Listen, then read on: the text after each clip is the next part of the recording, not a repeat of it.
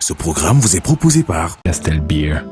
Castel Beer, le goût de la réussite. Les brasseries du Cameroun. En général, mes journées commencent avec une bonne dose d'inspiration. Je rencontre, j'apprécie, je découvre de nouveaux talents. En fin de journée, l'inspiration est toujours là. Hey, c'est tout! Et je suis fier de servir cette Afrique qui regorge de talents. Castel Beer, le goût de la réussite. Les brasseries du Cameroun.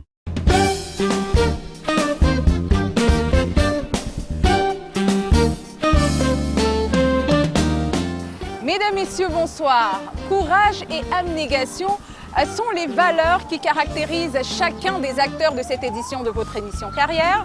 Une émission best-of qui revient sur les moments les plus captivants de ces 10 derniers mois. Sommaire. Au sommaire du magazine Carrière, Boris Abega et Amadou Wadiri présentent leur initiative dans la rubrique Entreprendre. En Success Story, redécouvrez les parcours de Nelly Samen et Lucas Kandem. Dans le coaching du mois, Roland Kouimen dit comment gérer les émotions en milieu socio-professionnel.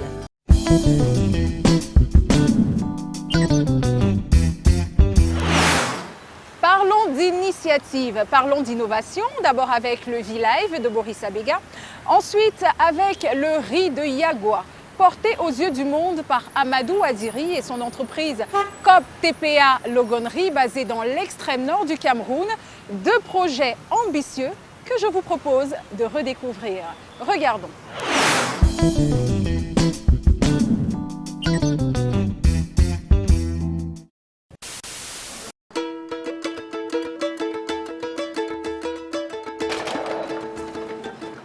Bonjour, bienvenue à l'équipe de Carrière. Je suis Amadou Wadiri, le promoteur de la société TPA, qui veut dire Transformation et Promotion Agroalimentaire.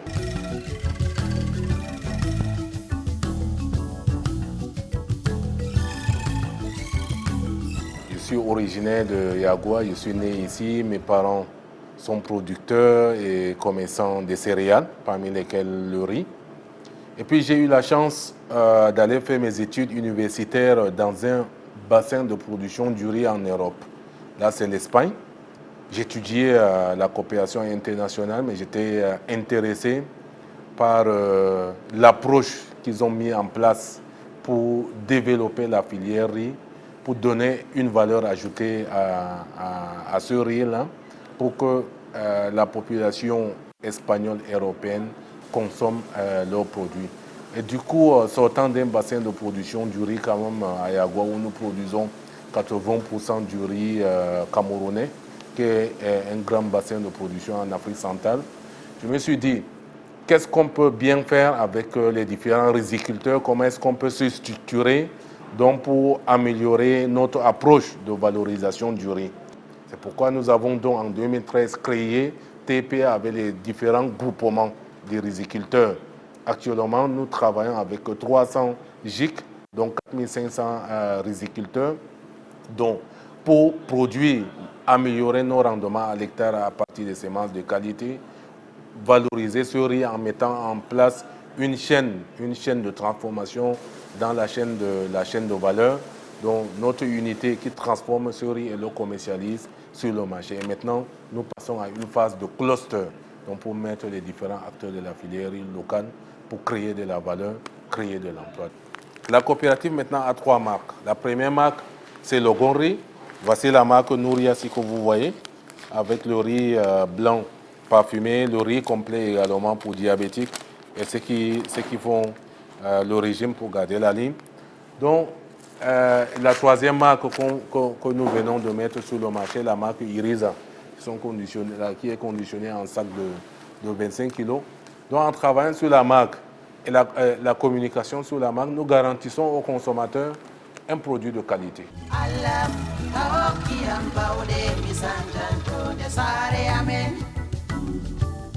Ça a été un très grand honneur d'avoir remporté le premier prix Pierre Castell 2021. Le prix Pierre Castell nous a donné de la visibilité.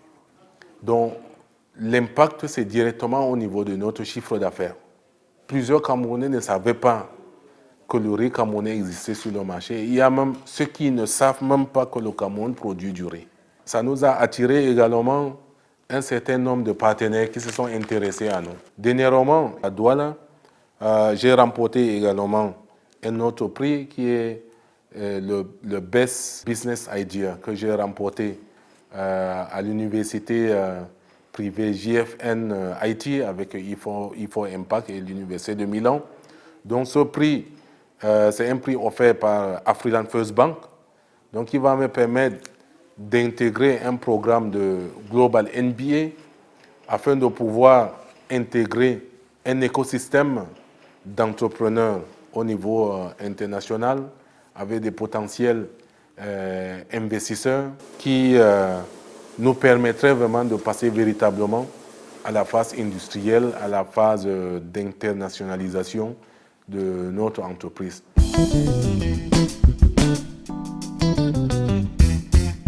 Au niveau de la commercialisation de nos produits, nous sommes confrontés à des difficultés. Pourquoi? La distribution du riz au Cameroun est contrôlée par les grands importateurs, les grands distributeurs. Parce qu'ils ont leur groupement, ils bénéficient, ils ont des actions de lobbying, ils sont accompagnés. Je dis qu'ils sont accompagnés parce qu'ils bénéficient vraiment des exonérations énormes. Mais malheureusement, le riz local n'est pas suffisamment accompagné. L'autre difficulté que nous avons, c'est au niveau des ressources nécessaires qui va nous permettre d'améliorer notre technologie. On a envie de renouveler notre équipement de transformation. On veut avoir des machines qui ont une certaine capacité, c'est-à-dire au minimum de 5 tonnes par heure, et qui va nous permettre d'améliorer le rendement à l'usinage. Pour se nourrir, on n'a pas besoin de produire la nourriture depuis le continent asiatique. Le Cameroun a 240 000 hectares de terre qui nous permettraient de produire jusqu'à 1,5 million de tonnes, dont le Cameroun est capable de garantir sa souveraineté alimentaire et se transformer en exportateur du riz, en exportateur de plusieurs produits agroalimentaires, en exportateur de plusieurs autres produits.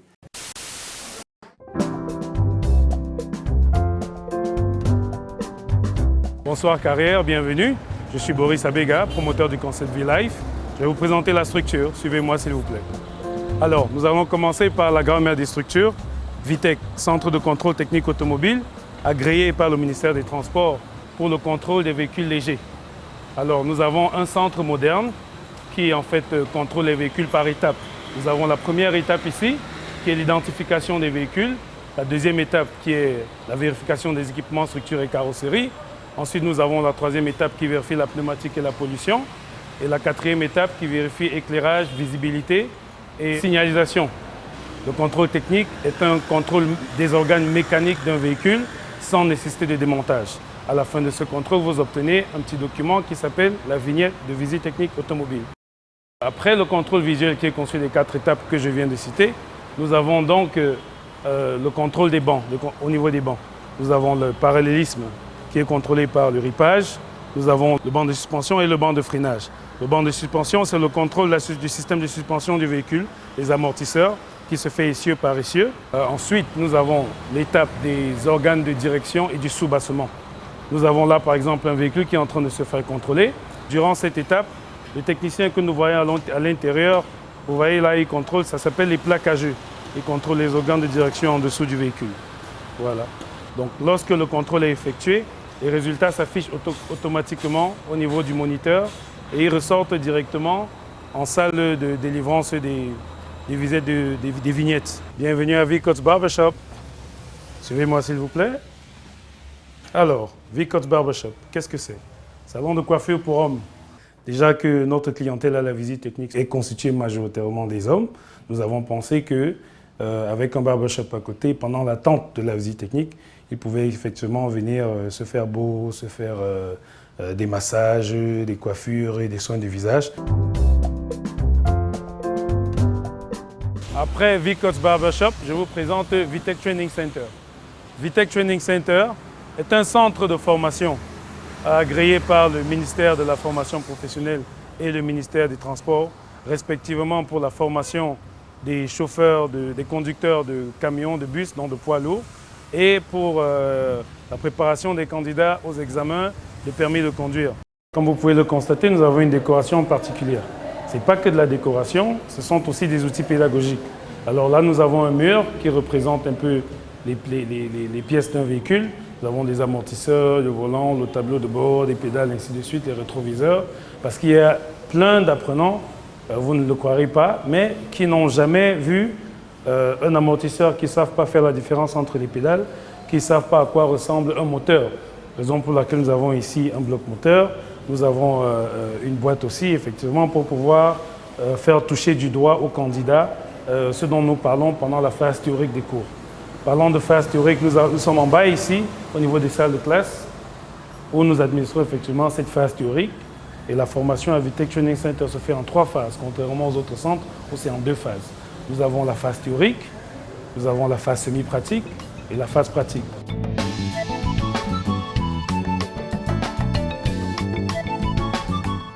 Alors, après la visite des salles de classe qui représentent le cadre des cours théoriques, je vous emmène donc dans la salle de simulation qui représente, allez-y, la phase semi-pratique.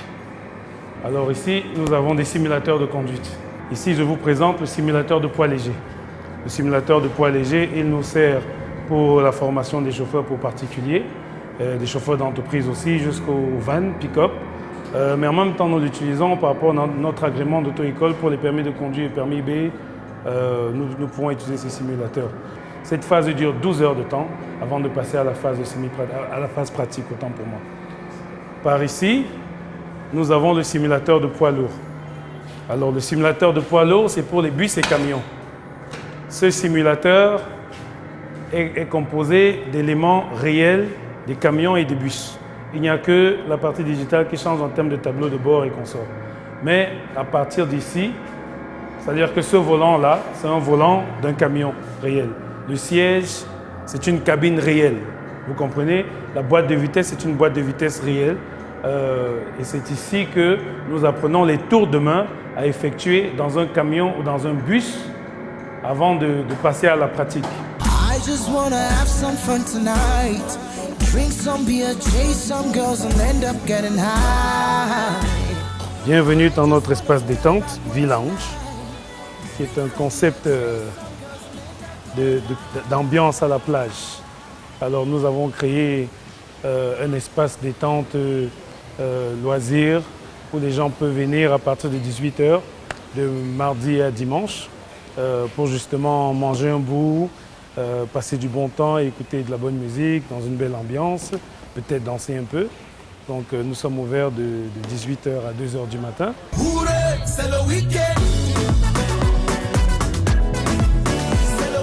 C'est un parcours très difficile qui a débuté en 2015 lorsque je décide de m'installer définitivement au Cameroun et je décide de me mettre à mon propre compte.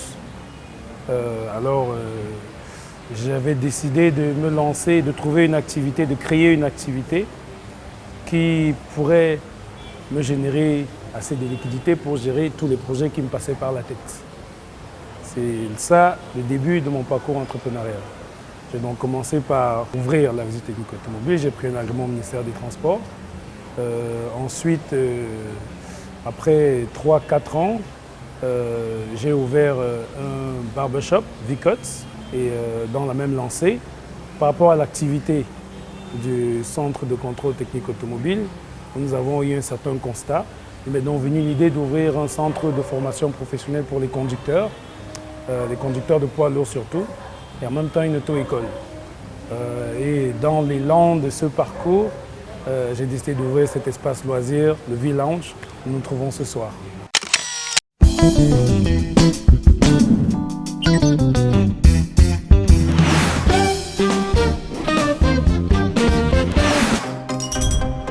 En général, mes journées commencent avec une bonne dose d'inspiration. Je rencontre, j'apprécie, je découvre de nouveaux talents. En fin de journée, l'inspiration est toujours là. Hey, c'est tout! Et je suis fier de servir cette Afrique qui regorge de talents. Castel Beer, le goût de la réussite. Les brasseries du Cameroun.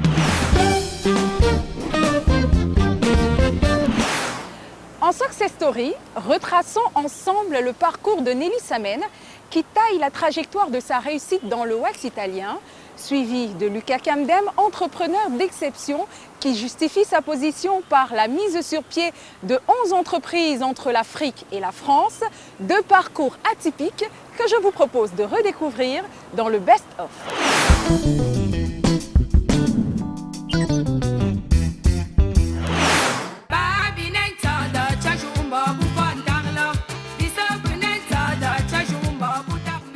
Dans l'univers très sélect de la mode au Cameroun, elle commence à se faire une petite place au soleil. Dans celui de la mode africaine en Belgique, elle a réussi, à travers ses collections et créations, à se faire une place de choix dans le gratin très sélect des créateurs de mode qui comptent. Véritable dandy au féminin, c'est une jeune dame à la mise particulière qui n'hésite pas à se mettre en avant sur les réseaux sociaux pour présenter ses créations. Une amoureuse du vêtement beau, bien porté et élégant, une passionnée de style. Rencontre avec Nelly Samen, une styliste qui taille dans le wax italien pour habiller les Africains.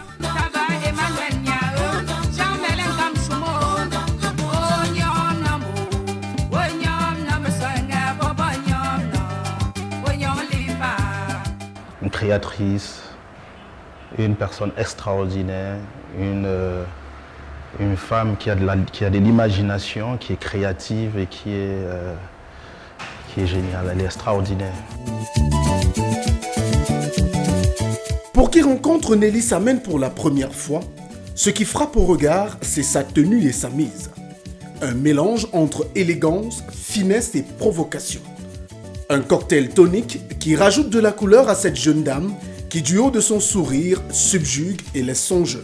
Nelly Samen, c'est une Camerounaise, mère d'un petit garçon qui vit en Belgique, qui arrive en Belgique pour des études et qui s'est laissée submerger par la passion et qui est devenue styliste et conseillère en images.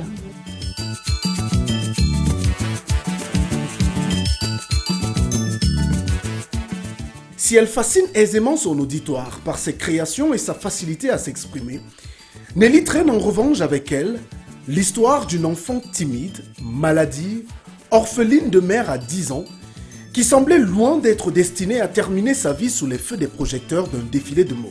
Je suis née à Douala, j'ai fait mes études primaires à Dorbon et après, à mes 10 ans, j'ai perdu ma maman. Donc après le deuil, j'ai été éduquée par un oncle qui m'a amenée à Ndorpassi. Et de là à Ndorpassi, j'ai continué mes études primaires à l'école publique de Ndorpassi. Et c'est là où j'ai eu mon CEPE, le concours. Je suis allée au lycée de Ndorpassi. Et après, j'ai continué les études à Saint-Laurent. Et puis, je suis retournée chez mes parents à Dorbon. J'ai donc continué au collège La Roche, de Coty. C'est là où j'ai eu mon bac. Et après mon bac, je suis allée m'inscrire à l'université pour les cours de chimie. Pas pour longtemps. Nelly a une opportunité pour aller poursuivre ses études à l'étranger. Ce sera dans un premier temps l'Allemagne, mais découragée par sa cousine qui lui présente ses difficultés à s'adapter rapidement à la langue, elle doit se rabattre vers la Belgique. Le temps de boucler avec son dossier d'immigration, la jeune étudiante enchaîne les boulots à mi-temps dans plusieurs petites structures de la ville à Douala, dont une appartenant à la famille.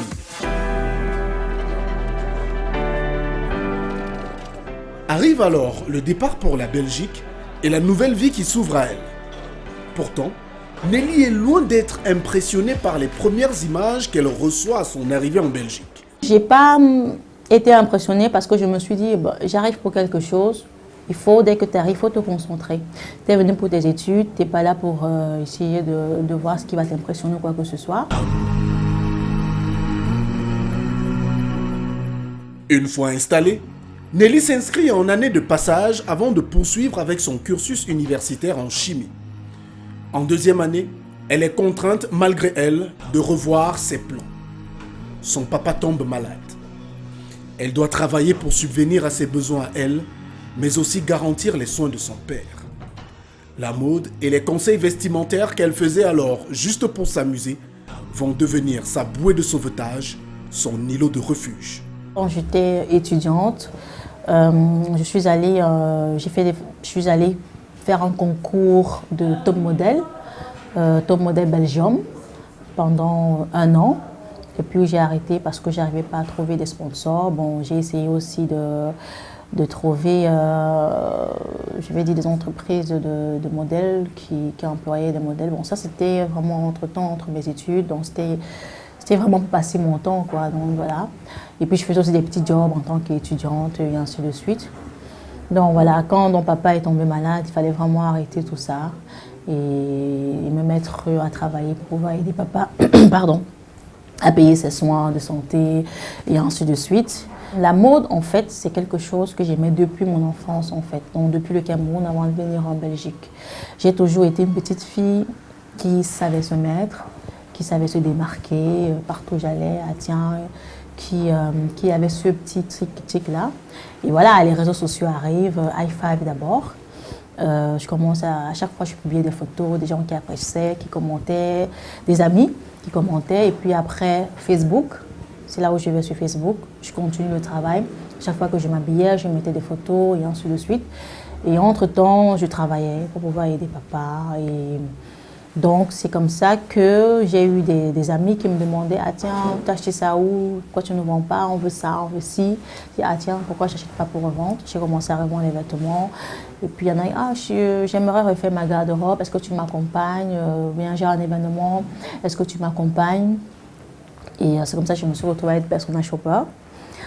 Et par ailleurs, dans ce petit parcours-là, chaque fois que j'achetais des vêtements, quand j'ai commencé à me familiariser aux vêtements, je me suis rendu compte qu'il y avait des vêtements, des modèles qui n'étaient pas appropriés au tissu, qui n'étaient pas assez bien finis, qui n'étaient pas bien cousus, qui étaient mal présentés, et ainsi de suite. Je dis, ah, si j'ai ce petit don en moi que j'ai depuis mon enfance, parce que je conseillais ma tante qui m'a éduquée quand elle allait en Chine.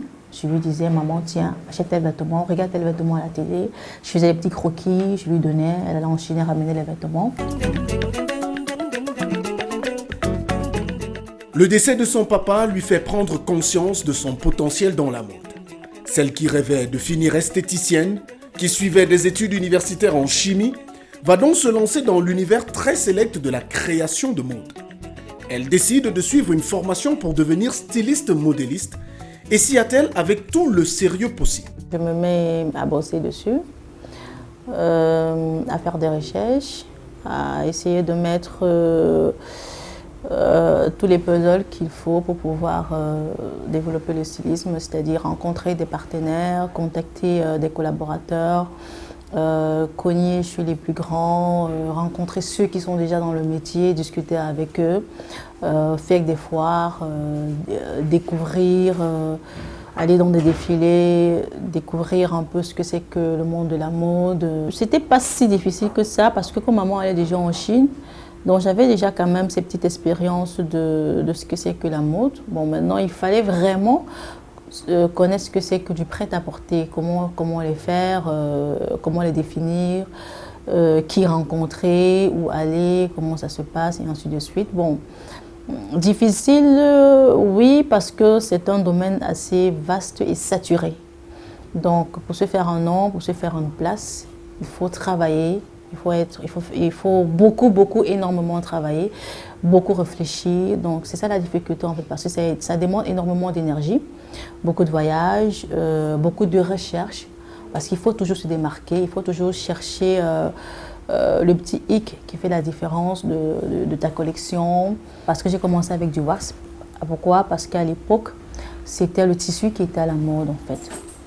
Donc quand j'entre dans le monde du stylisme, je dis ok, comme c'est ça qui est la mode, je vais me lancer. Et puis c'était aussi un challenge pour moi parce qu'à l'époque, je ne portais presque jamais du wax. C'était un tissu que j'aimais pas beaucoup. Donc je me suis dit, ah tiens, ça tombe bien. Je suis une fille qui adore les challenges. C'était ça mon challenge en fait, créer avec un tissu que j'ai pas beaucoup aimé dans la vie.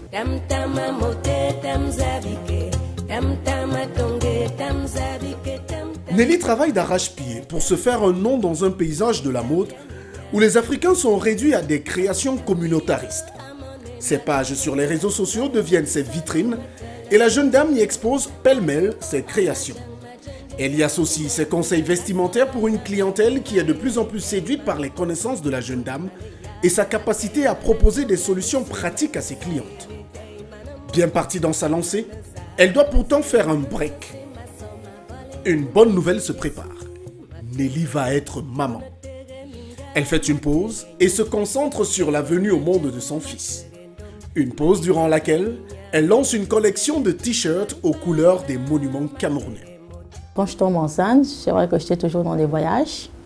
Et puis quand j'ai vu toute la pression qu'il y avait, les difficultés, je me suis dit ok, il faut que j'arrête en fait. Que je me consacre à ma grossesse et à mon accouchement et tout. Donc j'ai arrêté le temps d'avoir mon fils, le temps de prendre du temps, de me familiariser avec lui pour ces 6 mois. Et entre-temps, j'ai dit, bon, comme je suis à la maison, j'aime bien créer, je ne veux pas rester là à ne rien faire, juste attendre. Ça m'a aussi beaucoup aidé à bien mener mon projet. Parce que là, quand on est maman, les choses changent, la vision est différente. On est encore plus déterminé parce qu'on veut réussir, on veut du bien pour son enfant, on veut vraiment que sa venue soit bien préparée, son avenir et ainsi de suite. Et alors, comme je ne pouvais pas rester comme ça sans rien faire, je me suis dit, voilà, je vais créer quelque chose. Qu'est-ce que je dois créer? Je voulais créer un t-shirt qui met en valeur le Cameroun. Parce que j'aime bien mon pays et je me suis dit, il est temps pour nous de valoriser notre pays. Je me mets au travail pendant 4 mois, de 8h à 18h, dans les recherches. C'est là où je dis, ok, je tombe sur un tableau qui m'inspire. Et le tableau mettant en valeur aussi les monuments. Et je dis, ah tiens, pourquoi pas faire pareil, mais sur des t-shirts en fait. Et voilà, c'est comme ça que j'ai travaillé. Et j'ai mis en valeur le monument de Douala, le Njunju, parce que c'est celui que tout le monde connaît. Et aussi, c'est celui qui attire l'attention. Parce que pour moi, c'était aussi qu'il fallait que l'Européen, quand il voit le t-shirt, dès qu'il voit le Njunju, il dit, tiens, ça c'est quoi ça? Et c'est comme ça que la conversation part. Et le Camerounais, lui, qui le porte, ah tiens, c'est les monuments du Cameroun, ici c'est. C'était aussi ça l'idée. Donc de valoriser le Cameroun, pas seulement en écrivant Douala, Yaoundé et ainsi de suite, parce que ça n'est pas intéressé. C'était aussi de créer l'intérêt chez les Européens, en fait. Donc voilà, et que les Camerounais soient fiers de porter un t-shirt, tant qu'ils s'en rendent même compte que c'était des trucs qui parlaient de leur pays. Donc voilà pourquoi j'ai créé ce t-shirt que j'ai appelé Mon pays et moi. Et le concept a bien mordu.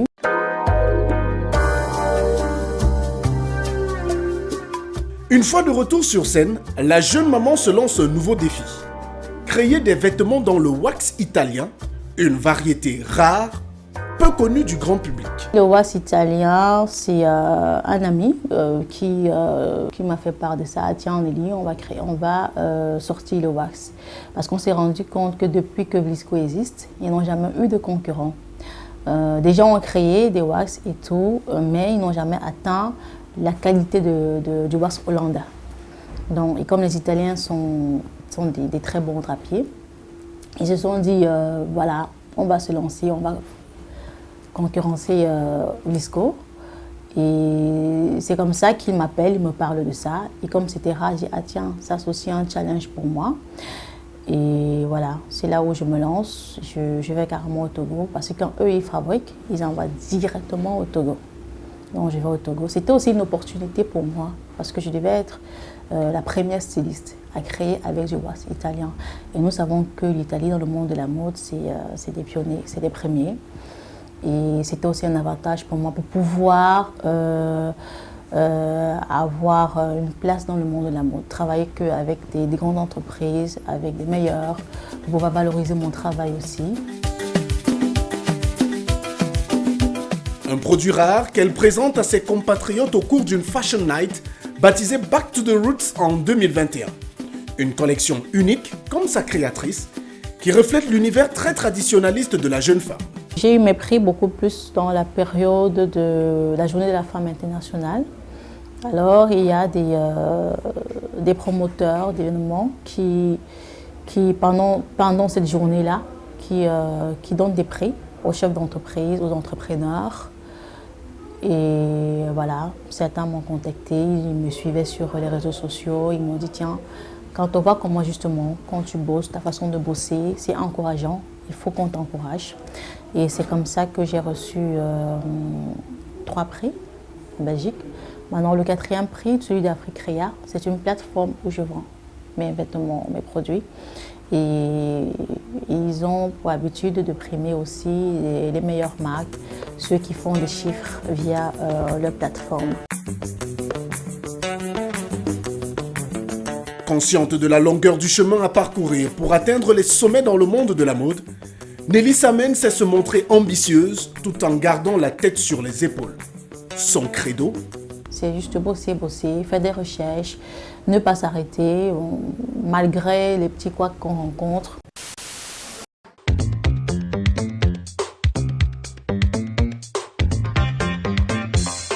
C'est l'histoire du fils d'une vendeuse d'épices, devenu grand patron d'entreprise. Ce condiment, qui est un genre de poivre africain, qui a bercé mon enfance, parce que maman était une grande commerçante de ce condiment qu'on appelle Baham Ngash. Nous, on allait accompagner maman au marché, soit pour vendre, soit pour acheter. Ça, c'est réservé beaucoup plus à la sauce qu'on appelle chez nous cuit, mais aussi à la sauce de taro.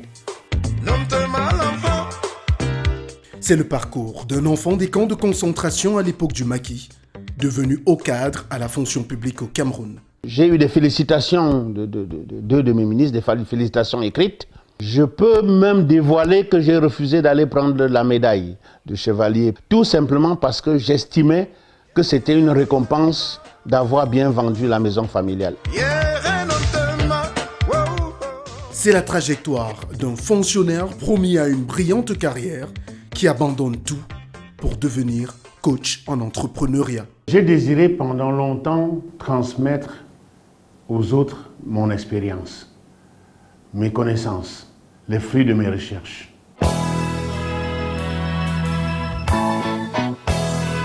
C'est la success story d'un notable Baham, un Africain fier et heureux.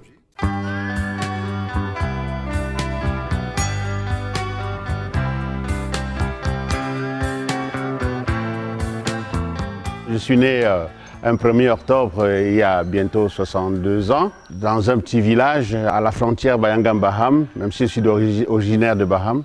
Et c'est là où j'ai fait mes premiers pas. Et par la suite à Bangouville, dans le quartier appelé Madagascar, où j'ai fait l'école primaire. C'est ici, dans cette maison à la lisière entre Bayangam et Baham dans la région de l'Ouest, que voit le jour Lucas Kamdem. C'est dans cet environnement que je suis né, il y a plus de 60 ans. Ça s'appelle Kadepa parce qu'on cultivait le tabac ici.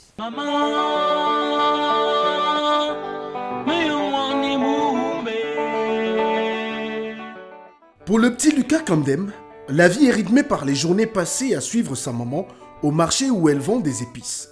Bayangam, Bangou, Baham, il est au plus près d'elle et apprend très vite les rudiments du métier. Un apprentissage qui lui sera utile à plus d'un titre au moment de commencer les classes à l'école catholique de Bangou. Une école qu'il retrouve avec un peu de nostalgie et de déception en cette matinée. Cette école a été créée, ça doit faire au moins 55 ans. 55 ans après, vous voyez à quoi ça ressemble. Et le contraste, regardez ce qu'on est en train de construire comme église. par rapport à ce qu'il y a là comme école, quelle est la priorité, je ne sais pas. Bon, c'est mon point de vue personnel, mais j'assume. J'estime que près de 60 ans après, ce n'est pas normal.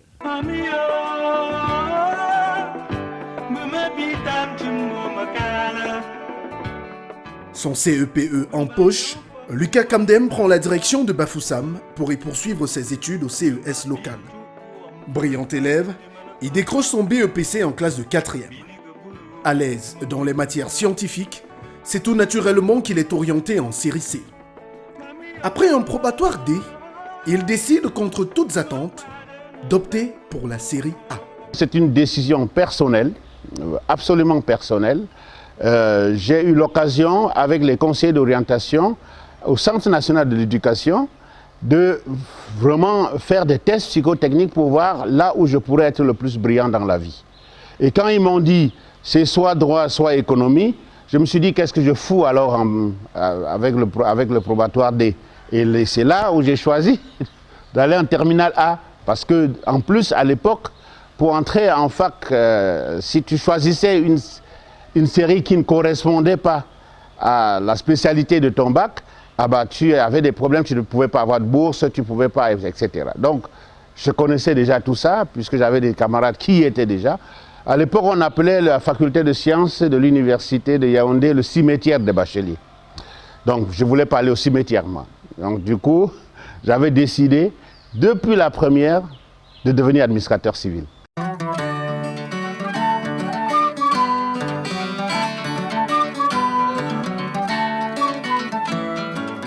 Direction Yaoundé pour l'entrée à l'université. Le fils de Wahabissi a depuis des années choisi une orientation pour sa carrière. Il veut être administrateur civil. Pour cela, il doit passer le concours de l'ENAM. Il s'inscrit donc en économie et passe 3 années relativement calmes sous le contrôle de son oncle maternel. Je suis allé faire économie en fac et même pas gestion, parce que à l'époque je me disais, bon, pour aller à l'ENAM, il vaut mieux aller faire analyse, ce qu'on appelait analyse et politique économique. Il y avait 2 branches en économie. Après la première année, ou après les 2 premières années, je crois, il y avait donc analyse et politique économique ou gestion des entreprises. Moi, c'était automatique que je suis allé faire analyse et politique économique. Et à la fin de l'année, on a fait des erreurs sur mes notes. Je peux encore... Le doyen Tamac, je ne l'oublierai pas, mais c'était pas méchant. Il y avait tellement d'échecs que quand un étudiant se présente, non pas parce qu'il a échoué, mais parce qu'on a fait de petites erreurs sur ses notes et que ça lui aurait permis d'aller en maîtrise, ben lui il a dit non monsieur, c'est quoi votre problème, vous avez passé, non, sortez de mon bureau. Bon, pour lui c'est banal, mais pour moi c'était grave parce que j'étais sûr que j'allais en maîtrise. Bon, mais là aussi, ça a été une très bonne chose. Parce que ça m'a permis de passer une année consacrée exclusivement à préparer l'entrée en ENAM, que j'ai eu, je dirais, assez brillamment. Ça, c'était peut-être un secret à l'époque, mais ce n'est plus qu'un secret aujourd'hui, puisque l'un des membres du jury m'avait révélé que j'étais premier à l'écrit. Bon, donc, on ne peut pas réussir si on ne sait pas tirer profit de ses erreurs. C'est ceux qui tombent et calent au sol qui ont véritablement échoué. L'entrepreneuriat, par exemple, je dis aux jeunes, c'est un marathon dans la jungle. Tu ne peux pas faire un marathon dans la jungle et finir sans tomber, ce n'est pas possible. Et la vie aussi est comme ça. La vie n'est pas une course de vitesse. Ça aussi, j'ai appris de par mon parcours. Je me suis rendu compte très clairement que ça n'a pas été un problème que je commence l'école aussi tard. Ça n'a pas été un problème que j'échoue au probatoire. Ça a été plutôt des leçons, et de grandes leçons. Voilà.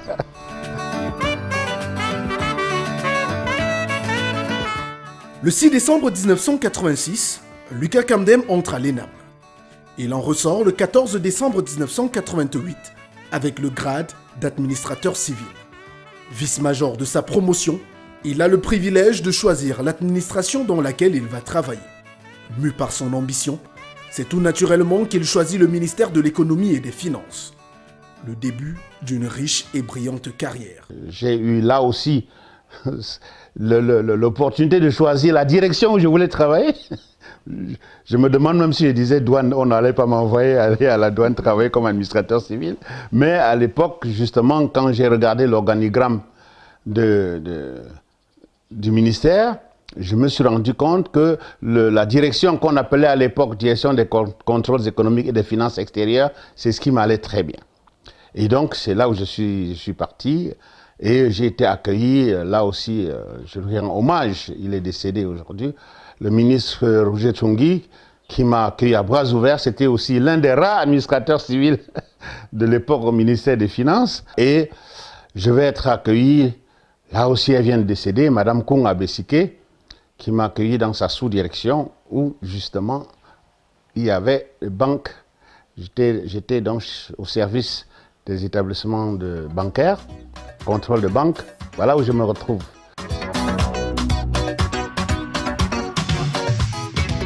Arrivent les années de crise économique pour le Cameroun. Face à la récession, le pays doit procéder à de nombreux ajustements dans le domaine économique. Il faut mettre sur pied une équipe de technocrates chargée de conduire le Cameroun dans les plans d'ajustement structurel. À la commission technique de restructuration des banques et des entreprises, Lucas Kamdem est désigné pour travailler avec Roger Mbassandine, l'actuel maire de la ville de Douala. Mes meilleures années dans la fonction publique ont été justement ces années-là où il a fallu essayer, autant que faire se peut, de réhabiliter les entreprises camerounaises, de restructurer ce qu'on pouvait restructurer, de mettre en liquidation. C'était extrêmement douloureux, mais en même temps très passionnant sur le plan technique. Je ne peux pas entrer dans les détails parce que c'est quand même, ça reste quoi qu'on dise, je reste même retraité, je reste fonctionnaire dans une certaine mesure, donc je ne peux pas entrer dans certains détails, je suis bien désolé, mais c'est de pouvoir tenir tête à, j'allais dire, ces supposées grosses têtes de la Banque mondiale, de FMI, de l'AFD et tout ça. Conjoncture, crise économique, c'est la sécheresse des manques.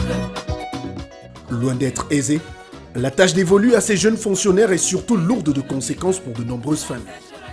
Pendant qu'on peut célébrer de petites victoires en sauvant une entreprise de la faillite, la perte de nombreux emplois et ce qui en découle est loin de réjouir Lucas Kamdem et ses collègues.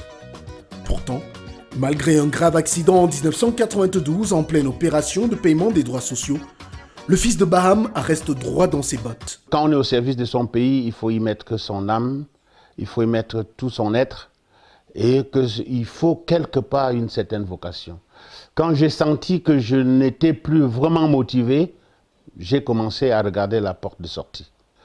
Du coup, ce que je peux tirer comme leçon pour les jeunes qui s'engagent dans l'administration publique, premièrement, c'est clair et net, ce n'est pas dans la fonction publique qu'il faut penser qu'on va se faire de l'argent.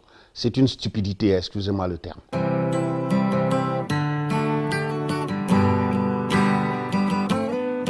« 1999.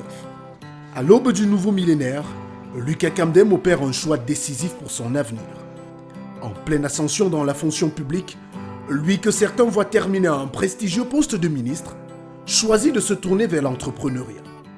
Il prend une mise en disposition et abandonne son poste au ministère des Finances.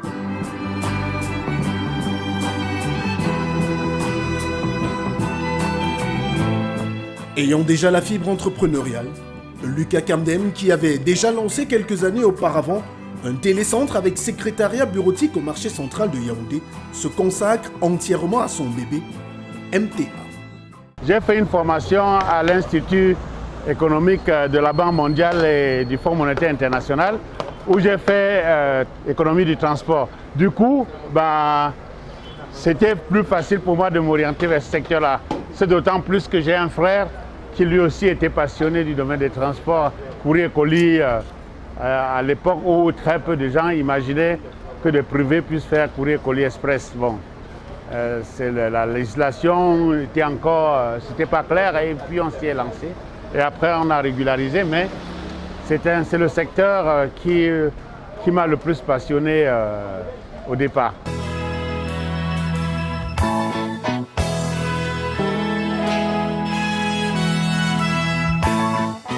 Spécialisé dans le transport et la logistique, MTA se distingue très vite dans le paysage camerounais. Loin d'être une simple entreprise, Lucas en fait un groupe avec plusieurs branches. Présent dans de nombreux pays en Afrique, MTA est également la première entreprise africaine de transport et logistique disposant de bureaux à l'aéroport de Paris-Roissy-Charles de Gaulle. Pour autant, le chemin est loin d'avoir été pavé de roses pour son promoteur. À un moment donné, on était à plus de 20 entreprises à travers le monde. Bon, c'est là aussi où j'interpelle les jeunes.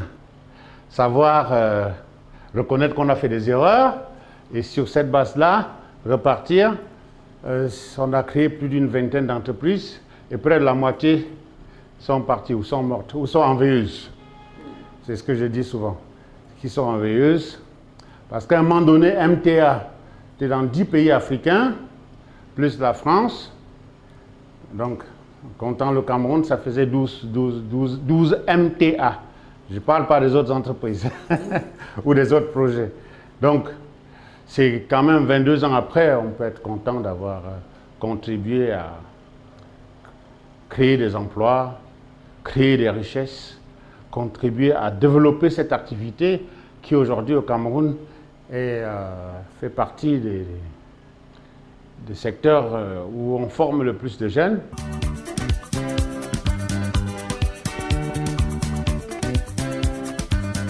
S'il est aussi proche de la jeunesse, c'est avant tout parce que le fils de Wahabissi a un rêve secret. Transmettre à cette dernière les connaissances pratiques acquises de son expérience dans le domaine de l'entrepreneuriat et de la gestion des entreprises. En 2015, juste après la mort de mon coach, j'ai dit là, il faut que je fasse quelque chose. Et avec un autre partenaire, une dame qui venait de l'Europe, on s'est associé pour créer FACOCOM, Future Africa Coaching Program. Et justement, l'objet, c'était de créer, même si possible, une structure de formation, surtout dans le domaine de l'entrepreneuriat. Mais je me suis aperçu que c'était beaucoup plus facile de passer par un programme qu'on met en place pour circuler dans le monde et former les Africains. Donc Future Africa Coaching Program, qui est un morceau de Future Africa Coaching Company, est justement le programme qui me permet, moi, en tant que coach, de circuler et de former les jeunes Africains, notamment dans l'entrepreneuriat. Mais c'est aussi et surtout dans la croissance personnelle. Beaucoup de nos jeunes, consciemment ou inconsciemment, sont des esclaves. Quand j'utilise ce terme-là, ça choque certaines personnes, mais c'est la réalité. Surtout ceux de la diaspora, il y en a qui ne s'en rendent même pas compte. Mais ils sont, comment dire, comme de vrais esclaves de l'époque, sauf qu'ils ont une rémunération qui leur permet de vivre, de payer leurs dettes et d'attendre la mort. Donc, je dis, ce n'est pas une vie, de mon point de vue. Si on compte uniquement sur un salaire pour vivre, ce n'est pas une vie. Du coup, j'essaye de leur inculquer cet esprit d'initiative, d'entrepreneuriat, et d'entrepreneuriat pour faire en sorte qu'ils viennent contribuer au développement de l'Afrique, qu'ils viennent contribuer à remettre l'Afrique debout, libre économiquement, politiquement et même spirituellement. Parce que c'est un travail qui a besoin de tous les fils et filles de l'Afrique.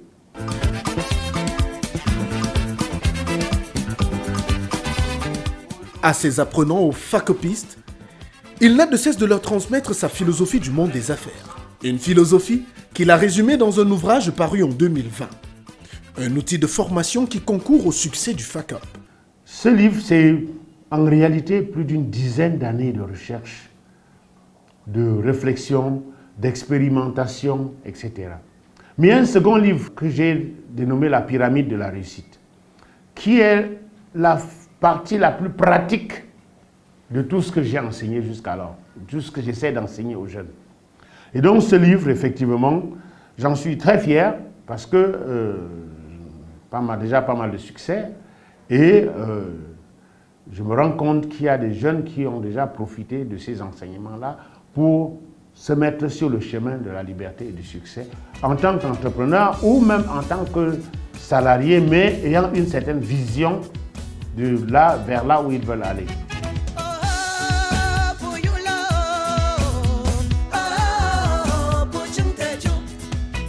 Un succès probant, obtenu de haute lutte en 5 années d'existence et qui conforte Lucas Kamdem dans son ambition de contribuer à bâtir une jeunesse africaine apte à travailler à l'essor du continent.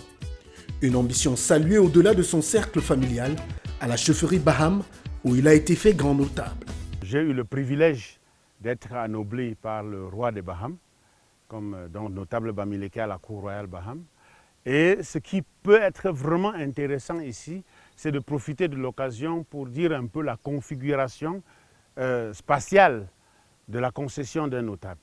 Normalement, à l'entrée là, on devrait avoir la première guérite. Donc, on appelle Ko en Baham, mais la première guérite devait être juste à l'entrée, à la limite, en entrant dans ma concession.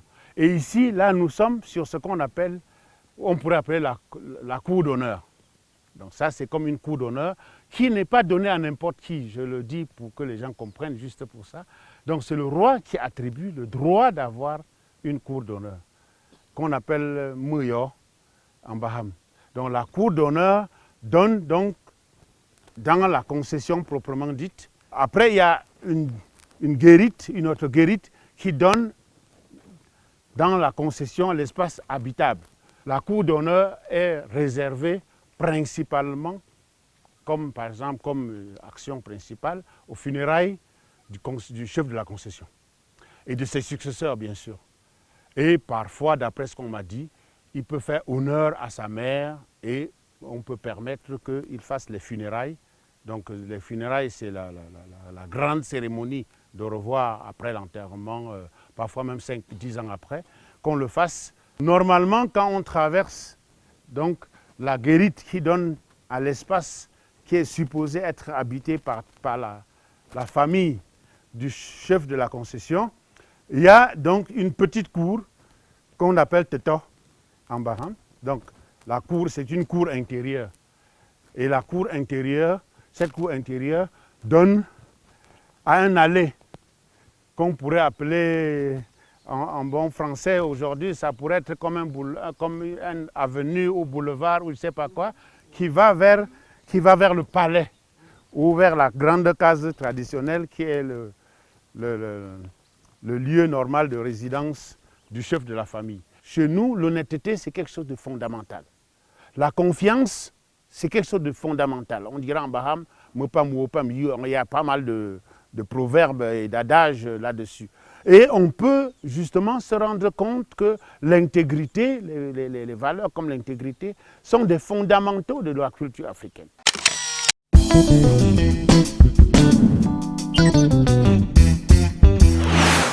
Et tout de suite, comment maîtriser ses émotions au milieu socio-professionnel? Le coach Roland Kouemen nous éclaire dans ce best-of de l'émission Carrière. Regardons.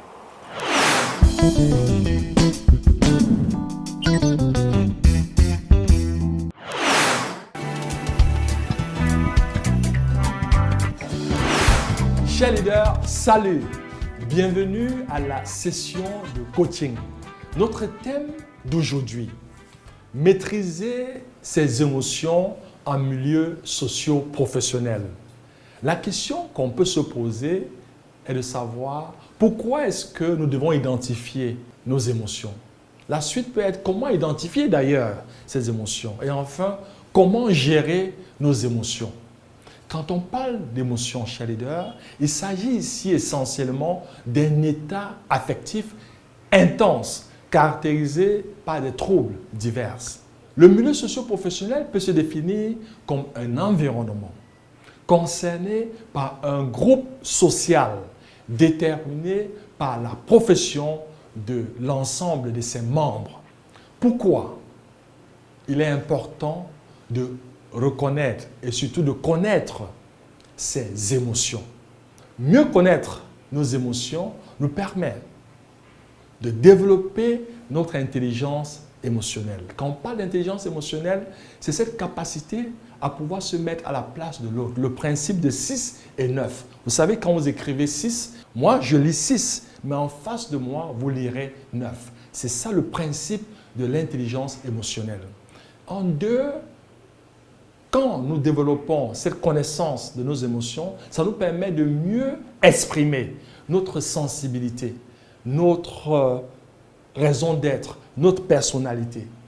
En trois, ça nous permet de bâtir une meilleure réputation. Or, quand on parle de réputation, c'est le capital le plus précieux de toute personne. Je dirais d'ailleurs que notre personnalité est notre ADN. C'est ça qui nous identifie. Or, la réputation est ce qui va nous amener le plus loin au niveau socio-professionnel. Et enfin, mieux se connaître nous permet surtout de préserver notre capital santé. Nous savons que la santé est notre capital le plus précieux, car la santé n'a pas de prix.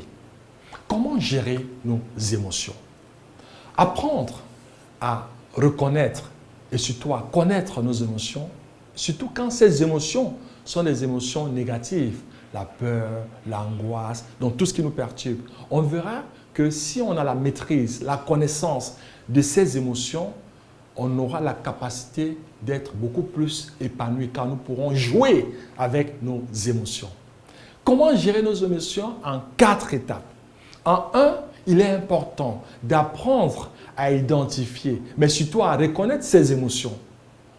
En 2, il faut adopter et travailler sur ce qu'on a appelé la zen attitude. Donc cette capacité à être calme, cette capacité à se maîtriser, cette capacité à ne rien dire pour nuire, surtout ne rien dire pour plaire. En 3, il est important d'avoir un confident, un mentor, un coach. Ceci nous permet surtout de pouvoir mesurer le chemin parcouru, mais aussi de se rassurer que nous sommes sur la bonne voie. Et enfin, en 4, il est important de savoir se parler. Il est important de savoir s'aimer, s'estimer. Ceci, on parlera beaucoup plus de l'autosuggestion et pourquoi pas le personal branding.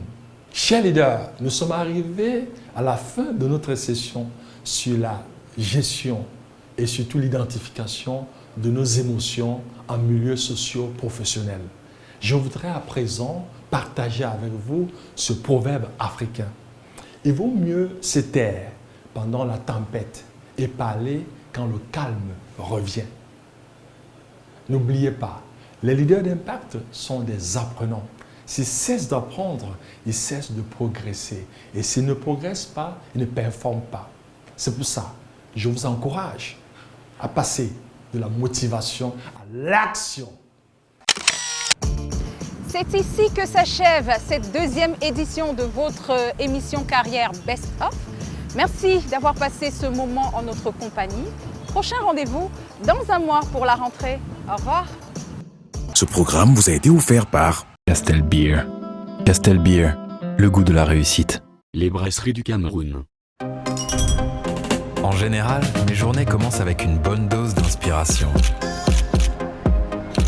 Je rencontre, j'apprécie, je découvre de nouveaux talents. En fin de journée, l'inspiration est toujours là. Hey, c'est tout! Et je suis fier de servir cette Afrique qui regorge de talent. Castel Beer, le goût de la réussite. Les brasseries du Cameroun. Thank you.